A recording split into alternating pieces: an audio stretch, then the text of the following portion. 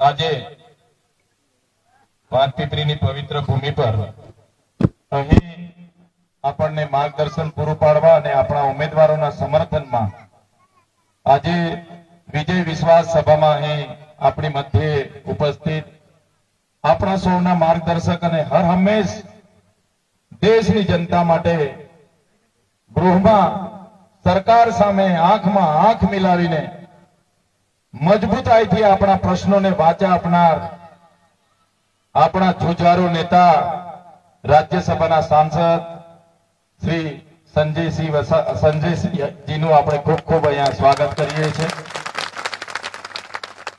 સાથે સાથે મંચસ્થ આપણા નર્મદા જિલ્લાના આમ આદમી પાર્ટીના અધ્યક્ષ શ્રી એવા નિરંજનભાઈ, આપણા આ વિસ્તારના આગેવાન એવા ડોક્ટર દયારામભાઈ, સાથે આપણે ચારે ચાર જિલ્લા પંચાયતના ઉમેદવારશ્રીઓ, આપણી તાલુકા પંચાયતના ઉમેદવારશ્રીઓ, આપણા સંગઠનના તમામ પદાધિકારીગણ અને અહીંના જુદા જુદા ગામમાંથી ઉપસ્થિત થયેલા મારા વડીલો, મારી માતા તુલ્ય માતાઓ, મારી બહેનો, ભૂલકાઓ અને જેટલા પણ આજે અહીં ઉપસ્થિત છે એમના માટે એકવાર આપણે જોરદાર તાળીઓ પાડી લઈશું।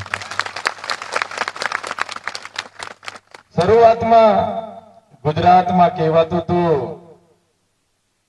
કે ગુજરાત એ નરેન્દ્રભાઈ મોદીનો ને અમિત શાહનો ગઢ છે, ગુજરાતમાં આમ આદમી પાર્ટી તો નહીં ચાલશે, ગુજરાત એ ભાજપ અને કોંગ્રેસ આ ગુજરાત પર રાજ કરશે, આમ આદમી પાર્ટી કે ત્રીજી પાર્ટી નહીં ચાલે। પણ મને કહેતા ગર્વ થાય છે કે તમારો બધાના સહકારથી, તમારા બધાના આશીર્વાદથી આજે આમ આદમી પાર્ટી ગુજરાતમાં દોડી રહી છે। આજે આમ આદમી પાર્ટીના ઉમેદવારો પર આ ભારતીય જનતા પાર્ટીના એમના ગૃહમંત્રી, મુખ્યમંત્રી દ્વારા ખોટી એફઆઈઆરો કરવામાં આવી, ખોટા કેસ કરવામાં આવ્યા, ફોર્મ ખેંચાડવા માટેની પણ દાબ દબાણ અને પોલીસની રેડ પાડવામાં આવી, તો પણ આજે ગુજરાતનો એક આમ આદમી પાર્ટીનો કાર્યકર ઉભો છે અને 6500 જેટલા ગુજરાતમાં આમ આદમી પાર્ટીના ઉમેદવારો લડી રહ્યા છે। સાથીઓ, જે પ્રકારનો માહોલ ડેડિયાપાડા, સાગબારા અને ચિકદામાં છે એ જ પ્રકારનો માહોલ ગુજરાતના તમામ જિલ્લાઓમાં છે। એ જ બતાવે છે કે આવનારા દિવસોમાં પરિવર્તન આવશે, આવશે ને આવશે।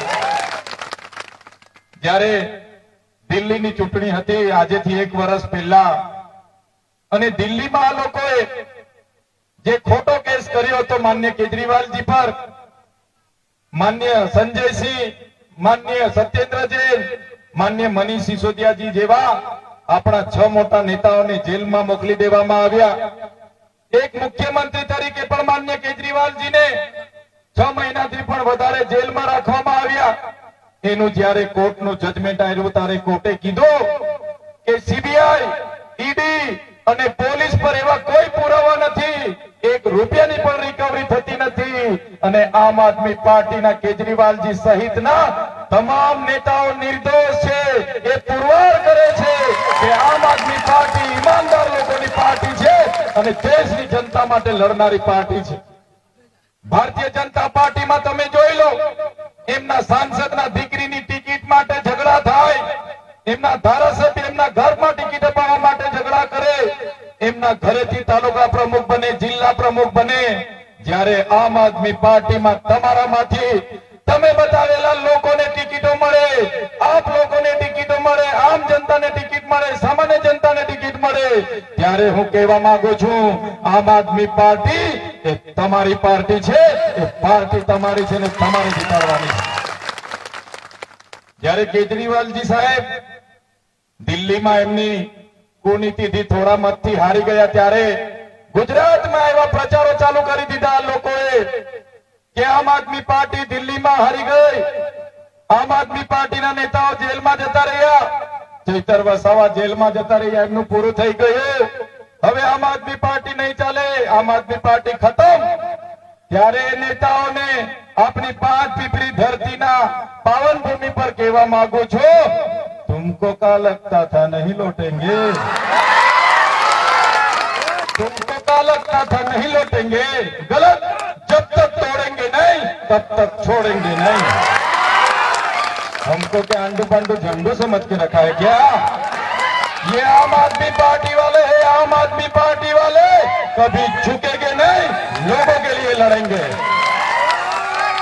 प्यारे साथियों, મજબૂત કાચનો ગ્લાસ મારી દીધો, વજનદાર કાચનો ગ્લાસ માથામાં માર્યો એમ કરીને ખોટો કેસ ઉભો કર્યો આ લોકો. તમે પણ જોયું હશે, પકડીને જેલમાં નાખી દીધો. ત્યારે તમે વિચાર કરો, મારા વડીલો બેઠા છે, માતાઓ બેઠી છે, મારા યુવાન સાથીઓ બેઠા છે. મજબૂત કાચનો ગ્લાસ, વજનદાર કાચનો ગ્લાસ ચૈતરભાઈ કોઈને માથામાં મારે તો એ માણસ ટાટા બાય બાય થઈ જાય કે ના થઈ જાય? જતો રહે ને સીધો. પણ વગર ગુને, વગર ઘટનાએ ખોટી એફઆઈઆર કરી અને મને એક અઠવાડિયું નહીં, એક મહિનો નહીં, 80 દિવસ સુધી જેલમાં રાખ્યો. ડરાવવાનું કામ કર્યું, ધમકાવવાનું કામ કર્યું, હેરાન કર્યો, પરેશાન કર્યો. અને કહેવામાં આવતું કે તમે કેમ આદિવાસીઓ માટે લડો છો, કેમ સરકાર સામે આંદોલન કરો છો, તમે આ પ્રકારની રાજનીતિ કરશો, તમારી કારકિર્દી ખતમ કરી દઈશું, તમને જેલમાં રાખીશું, તમારા પરિવારને જેલમાં રાખીશું, તમે ભાજપમાં જોડાઈ જાઓ. ભલભલી ડરાવવામાં આવી. ત્યારે પણ આ તમારા ધારાસભ્ય, તમારા દીકરાએ એ ભાજપના મંત્રીઓને, નેતાઓને, એમના આઈપીએસ અધિકારીઓને કીધું હતું, અમારા પૂર્વજ ભગવાન બિરસા મુંડા પણ અમારા આદિવાસીઓના અધિકારો માટે લડતા લડતા જેલ વેઠી મરી ગયા. આદિવાસીઓના અધિકારો માટે જેલમાં શહીદ થયા. આ ચૈતર વસાવા પણ આદિવાસીઓ માટે છેલ્લા શ્વાસ સુધી લડશે.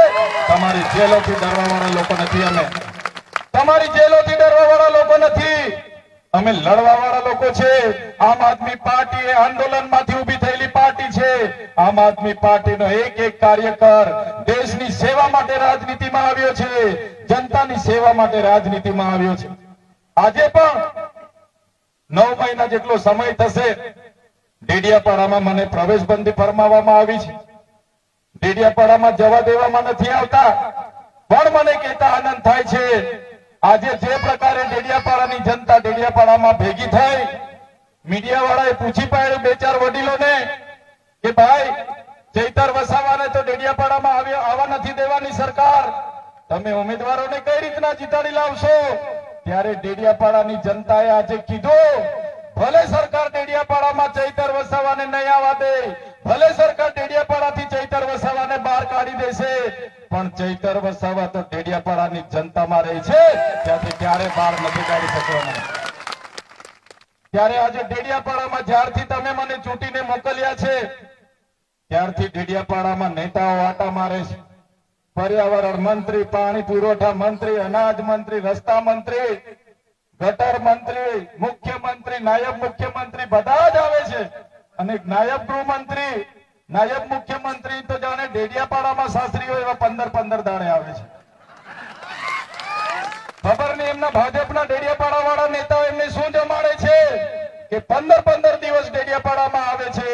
પણ જનતા જાણી ગઈ છે, આવનારા દિવસોમાં ભાજપના વિસ્તારોમાં સુપડા સાફ થઈ જવાના છે. ત્યારે વધારે વાત હું નહીં કરું. આપણા ઝુંઝારો નેતા હર હંમેશ આપણા માટે લડતા અમે જોયા છે, બોલતા અમે જોયા છે. એવા સંજયસિંહ આપણી વચ્ચે ઉપસ્થિત, ત્યારે મારે કોઈ વિશેષ વાત કરવાની રહેતી નથી. પણ છેલ્લી વાત મૂકું છું, ના પૈસા ના દારો, આપણો વોટ તો ઝાડો. ના પૈસા ના દારો, આપણો વોટ તો ઝાડો. આ લોકો 500 આપે, 1000 માંગી લેવાનું કેજો, પણ આપણો મત તો ઝાડોમાં આપીને આપણા ઉમેદવારને જીતાડી લાવજો. બસ આ જ વિનંતી કરવા માટે આવ્યો છું. હર હંમેશ મારા વડીલોના, મારી માતાઓના, મારા યુવાનોના આશીર્વાદ અમારી સાથે રહે છે. તમારા આશીર્વાદ લેવા માટે અમે આવ્યા છે. અમારા પર, અમારા માથા પર તમે હાથ મૂકીને કહી દેજો, અમારા ઉમેદવારોના માથા પર હાથ મૂકીને કહી દેજો, બેટા લડો, અમે તમારી સાથે છે. એ રીતના આશીર્વાદ આજે આપી દેજો. એ વિનંતી કરવા માટે આવ્યો છું. બસ તમારા આશીર્વાદ માટે અહીં અમે ઉપસ્થિત થયા છે. તમારા આશીર્વાદ મળશે એ ગમે તેવી કૂટનીતિ ભાજપ કરશે, ગમે તેવું યંત્ર મંત્ર સર્વત્ર કરશે, તમારા આશીર્વાદ એ અમારી તાકાત છે, અમારી હિંમત છે. ત્યારે ચોક્કસ વધારે વાત નહીં કરું, પણ આજે કાળઝાળ ગરમીમાં પણ ટૂંકી જ નોટિસથી તમે બધા અહીંયા ઉપસ્થિત થયા છો. તમામ વડીલો, માતાઓ, યુવાન સાથીઓ બધાનો હું ખૂબ ખૂબ આભાર માની વિનમું છું. બધાનો ખૂબ ખૂબ આભાર. જય આદિવાસી, જય જોહાર, જય ભારત માતા કી જય. વૈષ્ણવજન તો તેને